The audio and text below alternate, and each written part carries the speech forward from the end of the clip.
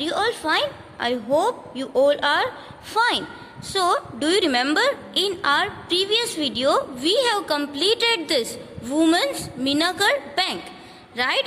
In this we have done this both the sum, like money in 1 month and money for 10 years. This is you have already completed in your notebook also. And here see on page number 12 practice time is given. Let's see this. What is written? Gracie needs money to buy a net. Means Gracie को money चाहिए. किसके लिए चाहिए? Net purchase करने के लिए. And Jhansi and her sister want to buy a long boat. Jhansi और उसकी जो सिस्टर है उसको क्या चाहिए? लॉन्ग बोट परचेस करनी है, राइट? सो उसको भी मनी चाहिए. So they take a loan from their bank. तो उन लोगों ने क्या किया?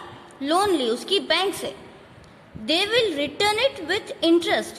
We all know that in last lecture, in last video we have learned that if you are taking loan, अगर आप लोन ले रहे हो तो आपको 1 year आफ्टर या 6 month आफ्टर जितनी रुपीस की लोन ली है उतने ही रुपीस वापस नहीं करने होते, कुछ इंटरेस्ट भी वापस करना होता है, राइट?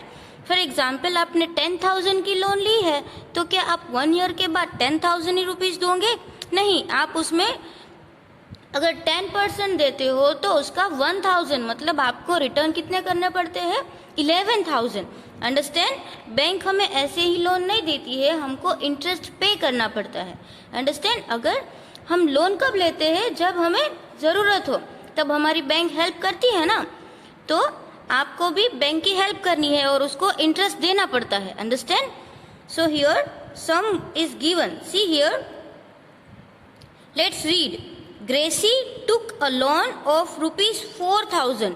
ग्रेसी ने कितने रुपीस की लोन ली? 4,000 to buy a net, right? She paid back ₹345 every month. और उसको 345 एवरी मंथ पे करने हैं. कितने साल के लिए? For 1 year. 1 year means 12 month. Understand? So how much money did she pay back to the bank? So हमको फाइंड करना है कि in 1 month she is giving 345. तो 12 months में वो कितने रुपीस देगी, right? So how to do this sum? We have this money for the month. तो हम 1 month का दिया है तो 12 month का फाइंड कर सकते हैं ना. जैसे 1 is given, 12 we have to find. मतलब 1 का दिया है, मोर का ढूंढना है तो हम क्या करेंगे? Multiply. Understand? So you can do it easily now. So let's do the sum in notebook.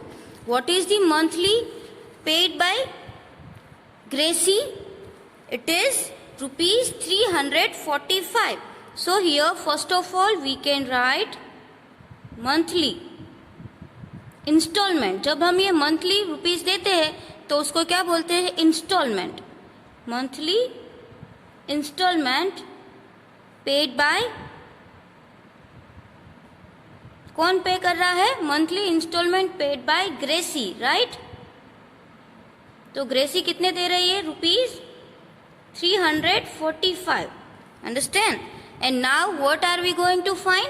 Total money. So क्या लिखेंगे? Total amount paid. क्या लिखेंगे हम? Total amount paid in 1 year. Understand? Because हम तो अभी 1 year का फाइंड कर रहे हैं. That's why what we will write? Total amount paid in 1 year is equal to, अभी हमको पता चल गया 1 is given, 12 we have to find, so we will do multiplication, right? 345 multiplied by 12. Here what will be the answer? In rough you can do the multiplication. Here you can draw underline, here you can draw line and do multiplication. 345 multiplied by 12. Here 2 5s are 10, 0 carry over 1, 2 4s are 8 plus 1 9 and 2 3s are 6. Now it is 1. That's why 0, 1 5s are 5 and 1 3s are 1 4s are 4 and 1 3s are 3. here number is not given, that's why you have to write 0. Now 0 plus 0 is 0. 9 plus 5, 14. 4 carry over 1. 6 plus 4, 10 and 1, 11. So 1 here carry over 1 and 3 plus 1, 4. So it is 4140. So here we can write rupees 4140. Now for the year, हमने loan कितने rupees की ली थी? 4000 की, है ना. But हमको देने कितने पड़ेंगे? हमको मतलब ग्रेसी को कितने रुपीस देने पड़ेंगे? 4140. तो उसको कुछ रुपीस ज्यादा देने पड़ रहे हैं ना. कितने? 140 रुपीस. तो वो उसका इंटरेस्ट होगा. 140 रुपीस उसको ज्यादा देने हैं. तो after completion of this sum you have to write statement also. So Gracie paid rupees 4140 back to the bank.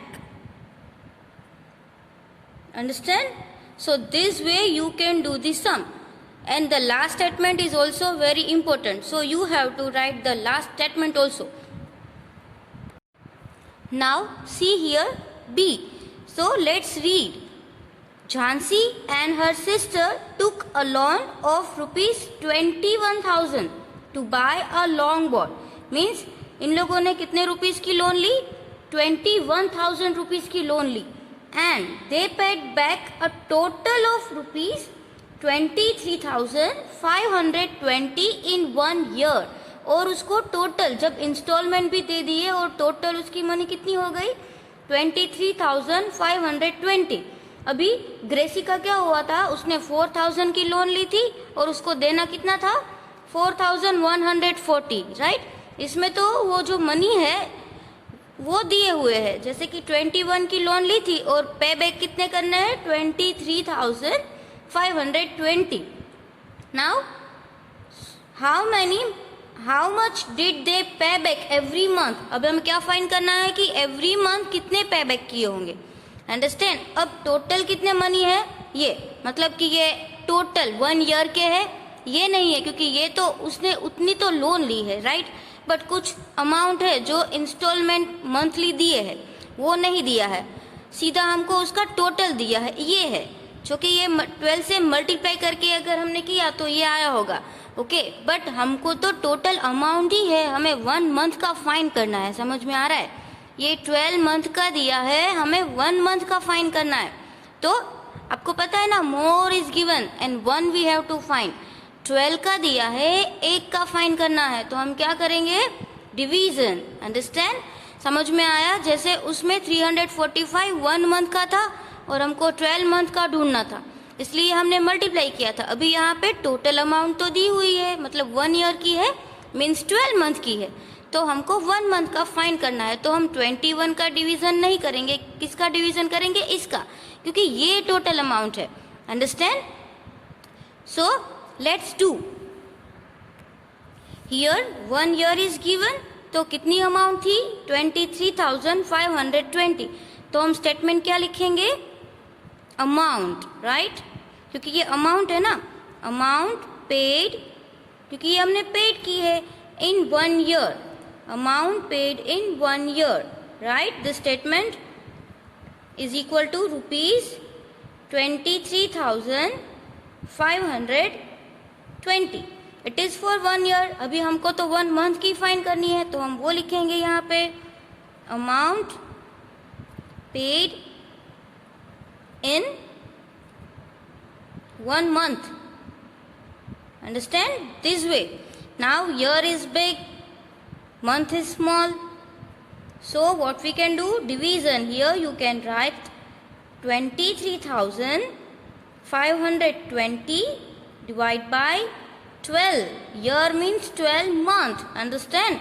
That's why you have to divide with 12. Now what can you do? If you don't know division, so here you can draw line and then here you can do sum. 23,520 divided by 12. So it will be possible with 12 ones are 12, right? Now 3 minus 2 is 1 and 2 minus 1 is 1 and carry down 5. Now 12 nines are 108. Here 5 minus 8 is not possible, so 5 cut 15 and here 0. So 15 minus 8 will be 7 and 0 minus 0 is 0 and here also 0 minus 0 is 0. Now 5 is written. Now which is left? 2. Now in table of 12 where 72 will come? 12 6 are, right? 12 6 are 72. So 0, 2 minus 2 is 0, 7 minus 7 is 0. But here still one more 0 is left. So we will carry it down 0. But now it is not possible. So we will add 0 in the quotient. Understand? So what is quotient? 1960. So this is amount paid for 1 month. Understand? Daily installment. ये monthly installment इतने rupees का होगा. So rupees 1960. And last statement is also very important. Question में आप text book में देखो कि last में क्या दिया हुआ है, क्या फाइंड करना है. हाउ मच डिड दे पे बैक एवरी मंथ, राइट? तो हम वही लिखेंगे. So they paid back. So they paid rupees 1960 for every month. Understand? ये उसने पूरे मंथ में फाइन किया है. हमने ये 12 मंथ का दिया था और 1 मंथ का फाइन करना है, इसलिए हमने क्या किया? डिवीजन. यहाँ पे उल्टा है. यहाँ पे देखो 1 मंथ का दिया है, हमको 12 मंथ का फाइन करना था, इसलिए multiplication. This both are same sum. concept is same, right? Here multiplication and here division. Understand how to do this sum? You write these sums in the notebook with good handwriting.